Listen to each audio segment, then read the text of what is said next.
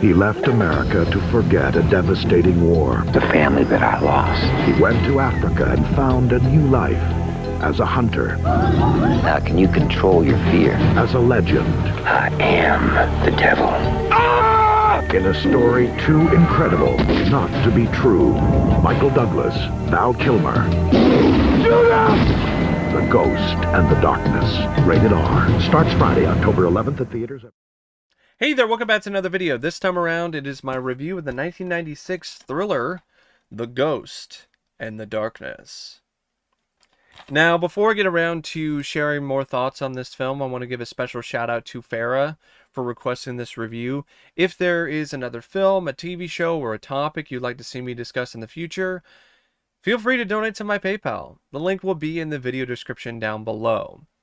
Now, The Ghost in the Darkness is a film that is very loosely based on the true life recollections of Colonel John Henry Patterson, Lieutenant Colonel John Henry Patterson, who actually was the one who killed both of these real lions, these man-eaters of Tsavo. His recollections were compiled into a short story called The Man-Eaters of Tsavo, and that was a story that really left its mark on a lot of different people over the years. And this is a story that had been potentially considered for a film for quite a long time, even prior to this film's ultimate release. And you could see why. I mean, the idea of having these lions who are not like other lions and are more supernatural or demonic in nature in terms of how far they go to feed and how they go after humans in the way that they ultimately did. I mean, there's a lot of stuff here that is straight out of a horror film, and I think that's definitely something that really connected with a lot of people who read the story and could also connect with audiences. It could provide a lot of thrills and a lot of chills. So I can see where the screenwriter William Goldman, I can see where he was coming from, because he saw the story as something that had a lot of potential for a thrilling, exciting, scary, sharp film. And for the most part, I think this is a movie that is actually quite good. I wouldn't say it's great. I think it's got some pacing problems. I think the last half is definitely a lot stronger than the first half of the movie. And the writing tends to have some issues in terms of the tone, because the first half of the film is very different prior to Remington coming into the fold. And then once Remington comes into the fold, it's a very different film in terms of its tone, in terms of the structure, in terms of the character interaction. And in all honesty, I think it's a better film. The first half of the movie is just taking its time, building things a little too slow. At about the time that it's taking to build this bridge in the middle of Africa, and you have these really weird attempts at humor, like Val Kilmer's character talking about how hippos fart through their mouths, and it's just this whole setup that just feels very mediocre and so-so, and it just feels like it's not really building up to anything really that spectacular. Even when the lions start coming into the picture, and then Michael Douglas's character Remington comes in, and the film just completely changes. And to me, it changes for the better. I know that director Stephen Hopkins and William Goldman, the writer, feel that that's not the case, because they feel that Michael Douglas changed things too much and made things worse. But I think Douglas, in a lot of ways, due to his headstrong attitude and due to the fact that he ultimately did kind of take over the film, he made the movie into a much more exciting, lean, and mean thriller. And the original vision was closer to something like Lawrence of Arabia, and I don't really think that works for this kind of film. And it really would feel like it's completely wasting this premise of these man-eating lions, and definitely would turn off a lot of audiences, because a lot of audiences would be interested in this movie for the man-eating lions and the horror suspense aspects of it. They're not interested in the drama. They're not interested in the politics. They're not interested in any of that. So the film is directed by Stephen Hopkins, and prior to this, he did a lot of really solid work with films like Predator 2, and this was his attempt to try to do, in essence, kind of a epic. Like I was saying, in the vein of Lawrence of Arabia. And I think in a fair amount of ways, he pulls it off, because this film has a really large size and scope to it. The shots of the African landscape are just gorgeous and breathtaking. I feel the film does a really good job of recreating the overall look and feel of the time period that it's supposedly taking place in. And overall, it's just one of those movies that definitely does effectively bring the spectacle to the screen. And when it comes to the lions, those scenes are really well shot and really well put together. There's a lot of tension, there's a lot of intensity with those sequences. I was really surprised by how much of the film featured real lions doing a lot of real stunts and doing a lot of real things.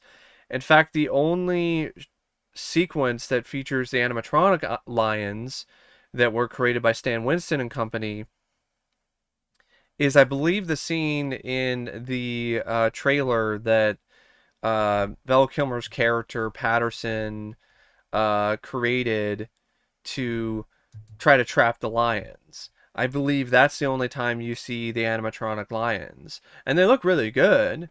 But it's one of those things where everything else, for the most part, is done with real lions. And it really adds even more of a bite to the scenes that feature these lions. And there was a lot of beauty involved with the direction, in terms of the cinematography and the way that Hopkins showcased the savannah and everything that comes along with it. But there was also a lot of savagery, and I felt that Hopkins was a good director to also bring that to the level that the film needed it to be. It needed to be a very savage, very wild film, despite the fact that it has these really sweeping, awe-inspiring shots of the landscape. It showcased the fact that this part of the world can be so mesmerizing and so magical and mythical in a lot of ways, but then it can also be so deadly and so dangerous. It's unfortunate that Stephen Hopkins did not get the opportunity to have final cut on this film, because Michael Douglas apparently stepped in and took over, which, if that's true, that's kind of messed up. But what he ultimately did provide and what ultimately is shown in the final cut is still really good, and I would say it's definitely one of his best efforts when it comes to his directing. Sadly, it seems like he didn't do a ton after this. He did a few things here and there, but it seems like this was like one of his last big hurrahs, because after this he did Lost in Space, which I don't really think is that great. He did Under Suspicion, and then he did a film called The Reaping, and he did a movie called Race that I think it was about Jesse Owens, and that movie really didn't do very well, if I remember correctly. So this was honestly one of his last big films. I mean, you could say Lost in Space was that, but this one actually did make a profit. And it had some middling reviews from critics, but at least it wasn't unanimous disdain, like a lot of his later films would get from critics. Now, the movie does feature a script by William Goldman, based on the short story that I mentioned. The screenplay, it's fine. It's not as sharp as it could be because, like I was saying, the first half of the film, it's just off. It wants to be a serious drama, but then it wants to have moments where you have what is almost a mustache twirling villain in this guy who hires Patterson to go to Africa to build the bridge. I mean, there's a line of dialogue where the guy basically says, "I'm the bad guy," essentially. "I'm an asshole." And you're like, okay. Like, part of me's like, I give it credit for not sugarcoating things, but the other part of me is like, well, that's a little bit too on the nose. Comes across as a little bit too cartoonish. And then the whole bit's about hippos farting, and it just doesn't, this doesn't work. And then they're trying to establish this other character, this guy who's, I believe he's a companion to the medic or the doctor, or he's a guy who comes along and is supposed to be like a guide for Patterson, who's hired by the guy who initially gave Patterson the job.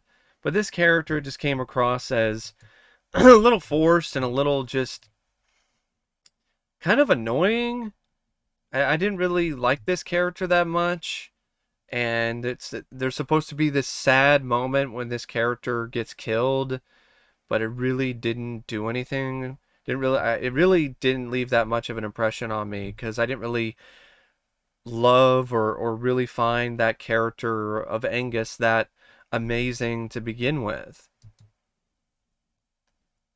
But this script is really strong when it comes to the thrills, when it comes to the lions attacking and being regarded as supernatural in their origin. And once Remington comes into the story, that's where the script really shines. And even though the film is marketed as more of a movie with Michael Douglas and Val Kilmer as a dual kind of film, a dual threat movie, that's really not the case. Michael Douglas's character does not show up until 45 minutes into the movie. So it's quite a trudge, quite a little bit of a slog until Michael Douglas's character comes into the story. And then once he does, though, it really starts to pick up the pace and it's honestly pretty enjoyable. And I think the varied intensity that the screenplay provides these characters is something that is a real highlight because it provides a certain level of intensity for both Patterson and Remington. So with Patterson, it's more of a cold, calm, uh, under the surface kind of intensity, where it seems like he's about ready to blow his top, but it's not one of those things where it seems like it's going to happen immediately. It's like there's things inside that are boiling, but things haven't boiled over. But with Michael Douglas's character, Remington, he's a powder keg. He's constantly on fire. And it's a very uh, nice contrast of intensities. And I think the casting definitely is a big reason why that intensity works so well with those two. Because you've got Val Kilmer, who's very good at playing those kind of roles where he's very cold and very calculated and very intense in a different way. And then Michael Douglas is very good as these bombastic, larger than life personalities. And all of that being said, I do feel Remington could have been handled a little bit better when it comes to his demise. I didn't like the fact that it happened off camera and you just see his blood in the reeds.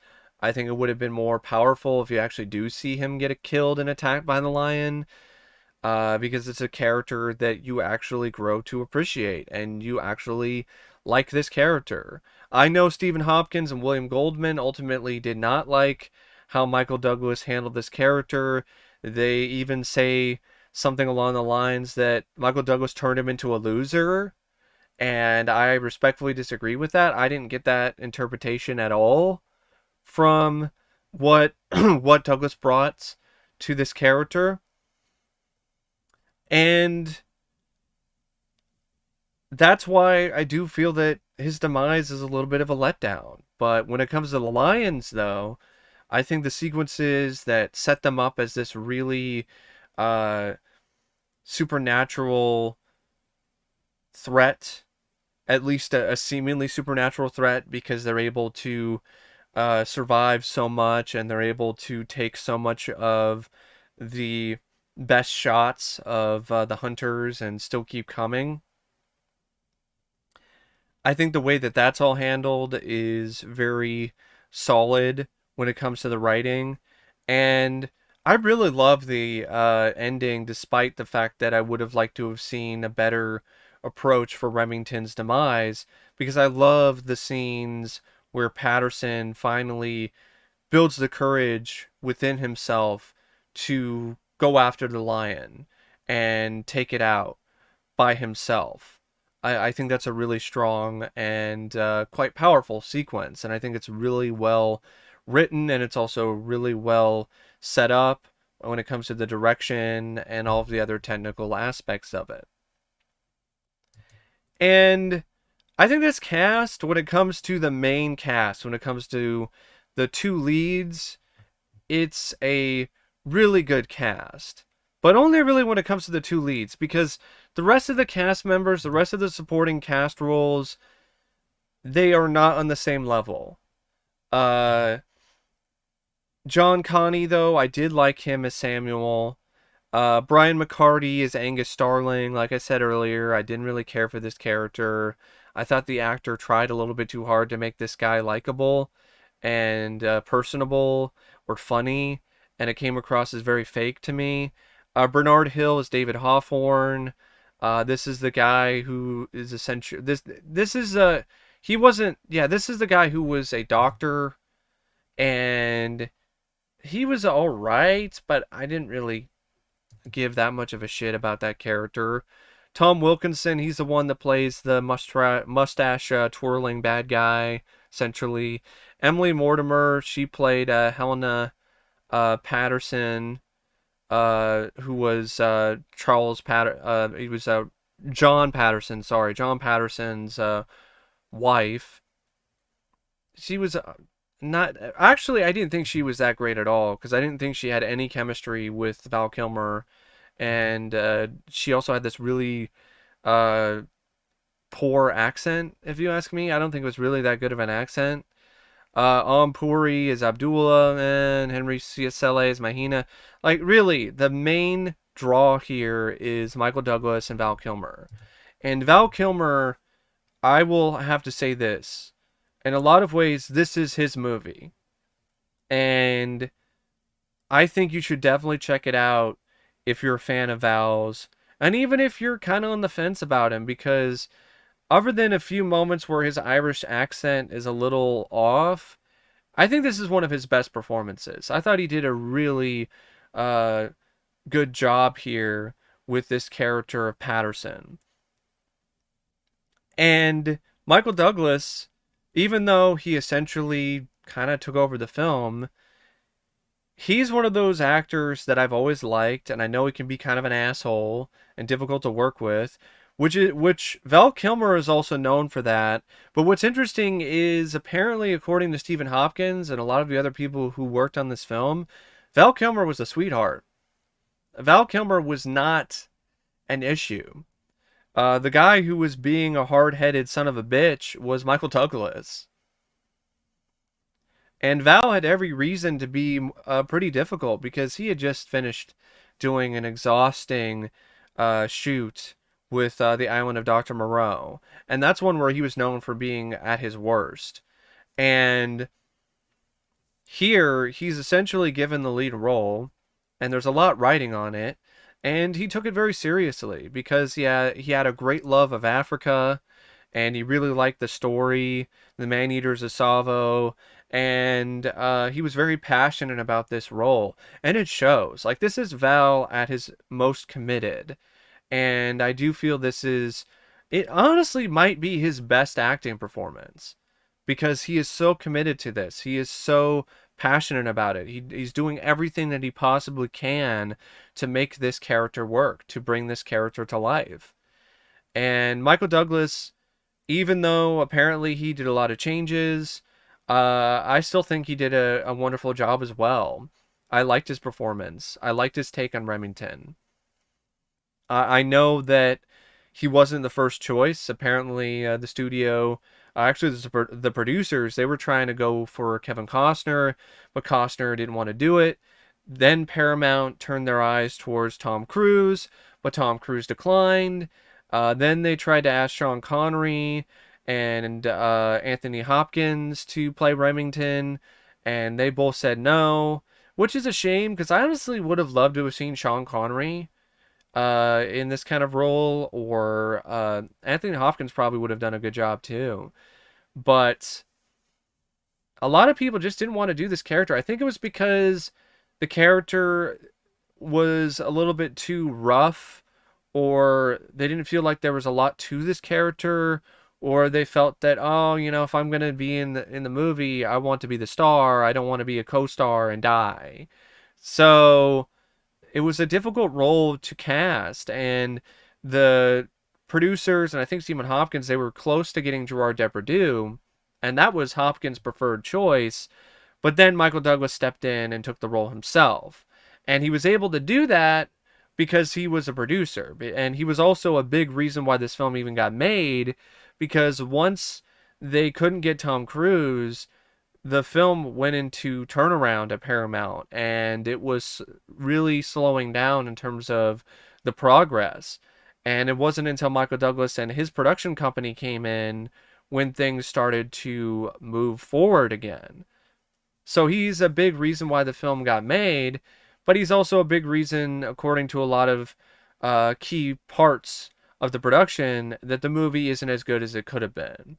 But I actually feel it would have been even better if he was in it more, and if he was in it earlier.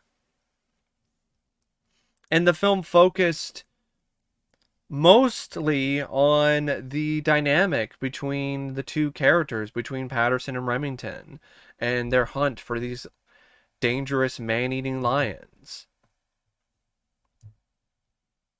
Now, the film also features some nice editing by Robert Brown, Roger Bondelli, and Steve Merkovich, as well as some absolutely breathtaking cinematography by Vilmos Zsigmond, who apparently was the studio's choice, but not Hopkins' choice. He wanted to bring in one of his frequent collaborators, but the studio was like, no, we want Zsigmond. And I think it was a good choice because this film, I mean, there are a lot of shots here that will just make your jaw drop because they're that beautiful, of the African setting at night or during the day. It's just a really gorgeous looking film, and I love a lot of the transitions in this movie in terms of the editing. And I think the production and art design is also really quite a sight to see, especially the design of the Man-Eater's cave. I thought it was very eerie and just spooky and very creepy with all these bones everywhere. And I felt Stan Winston and company, they did a remarkable job with animatronic lion in the one scene that they had it in. I mean, they did such a good job. It was really hard to tell that it was even animatronic. And it was a really impressive looking creation. And then you have a score that is really quite stupendous by the late great Jerry Goldsmith. I felt he did a absolutely amazing job incorporating all these different lyrical elements and musical elements of African culture into the score, and it was a very adventurous and epic score, and it fit the film very well. I wouldn't say it's one of my favorite scores of his, but it's still a really good score, that's something that Jerry Goldsmith was very reliable at doing, if you ask me. He was such a reliable composer when it comes to providing really good, really solid scores, no matter what the film was. And The Ghost in the Darkness is no exception. Now, I do have some issues with the film. Like I mentioned, it's a little too slow to start. I would have liked to have seen more scenes with Michael Douglas and Val Kilmer.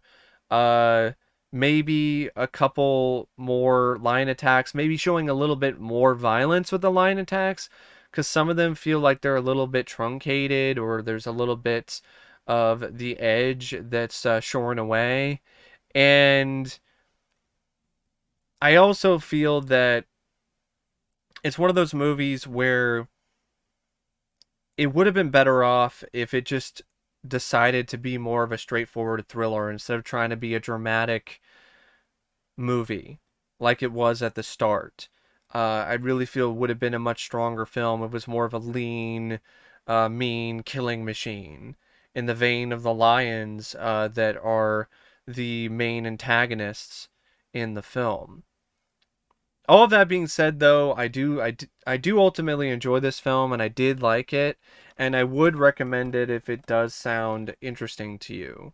And I would love to see this get a Blu-ray in the U.S. with a remastered transfer, because the DVD is not the best. There's a German release, but the audio is not that great. The picture quality is a little bit of an upgrade, but I think it just uses the same thing as an HD transfer that was upconverted from an older master that has been available online to stream. So I would like to see this get a remastered 4K edition by Paramount Presents. It seems like something that's very convenient for them because it's a Paramount title, and it also seems like a title that I think Paramount would be able to sell because it's got some horror elements. You could get the horror crowd to be interested in it, even though it's not really a horror film, but you kind of have a little bit of that going on. And I mean, it's Michael Douglas and it's Val Kilmer, and I do believe this does have a little bit of a cult following. And it would just be nice to see this remastered in 4K, because this film has some really gorgeous looking shots in it, and they look really amazing in standard definition. So I can only imagine how much more stunning they would be in the proper restoration. But anyway, that's my thoughts on The Ghost and the Darkness. Hope you enjoyed my review, and as always, I'll see you later. See ya.